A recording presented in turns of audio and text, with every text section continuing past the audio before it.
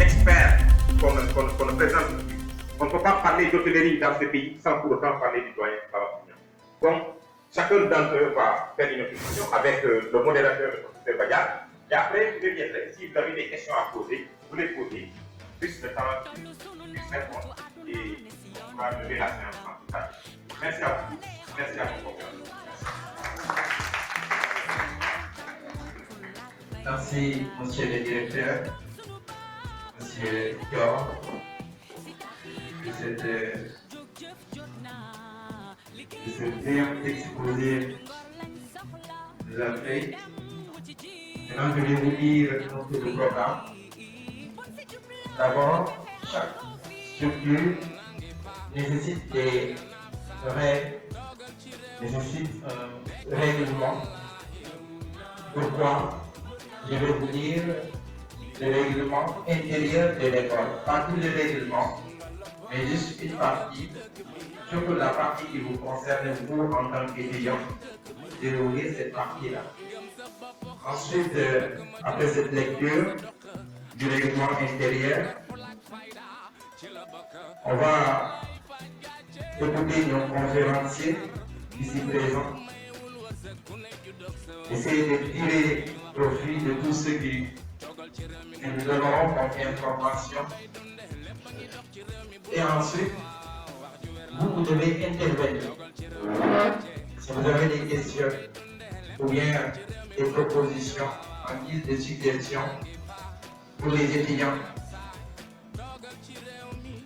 Et enfin, le mot de la femme va être donné par le directeur.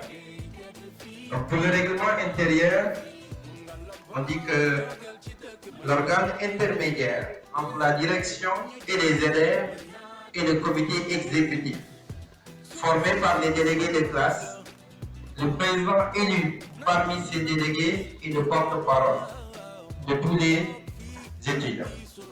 Chaque classe élira un délégué titulaire et un délégué suppléant.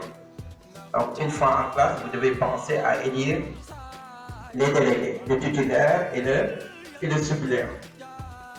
Ensuite, pour la partie concernant la discipline et la scolarité, on a à l'article 9 les élèves sont tenus de suivre avec assiduité et ponctualité tous les enseignements théoriques et pratiques dispensés par l'école et participer régulièrement à toutes les activités liées à leur formation. Ils doivent se conformer à leur emploi du temps. Il est interdit aux élèves de l'École nationale de formation hôtelière d'entreprendre des études universitaires parallèles de leur admission à l'École nationale de formation hôtelière. Ils doivent s'engager par écrit à renoncer à ces études sous peine de radiation.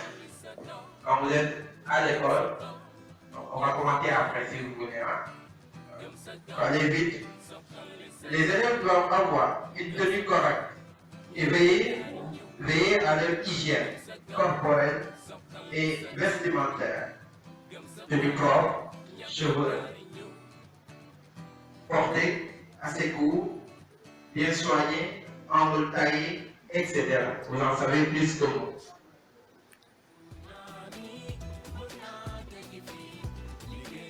Le port de la tenue de travail est obligatoire pendant des heures d'enseignement, pratique et des stages en entreprise. Les élèves ne doivent en aucun cas se départir d'une attitude de parfaite correction et de courtoisie envers les personnes administratives, envers le personnel administratif de l'école, les professeurs d'enseignement théorique ou pratique, les clients et le personnel des établissements hôteliers ou touristiques où ils seront en stage. Il est formellement interdit, au niveau de l'article 11, de fumer et de manger dans les salles de cours et les locaux professionnels. On ne fume pas. Ça, c'est adressé aux garçons. Je pense. Au niveau de l'article 12, les délégués de classe ou son suppléant, sous l'autorité du surveillant général, est tenu d'assurer la transmission des cahiers et documents ci-dessus désignés aux différents professeurs qui veilleront soigneusement à leur tenue et à leur mise à jour. Au niveau de l'article 13, les cours débuteront le matin à 8 h jusqu'à, comme on le fait ici, jusqu'à midi, jusqu'à 14 h et ça reprend à 14 h 45 jusqu'à 16 h 45. Tous les élèves, bien tout élève accusant un retard de plus de 10 minutes ne sera admis en classe au cours suivant et sur présentation d'un billet d'entrée délivré par le secrétaire général. Article 14. Pendant les cours, ni les professeurs ni les élèves ne peuvent être distraits de leurs tâches. On ne doit pas sortir, si ce n'est pour des besoins naturels. Article 15. Les présences et les absences seront constatées par le surveillant général. Toute autorisation d'absence d'élèves devra être demandée par écrit au directeur de l'école par voie hiérarchique.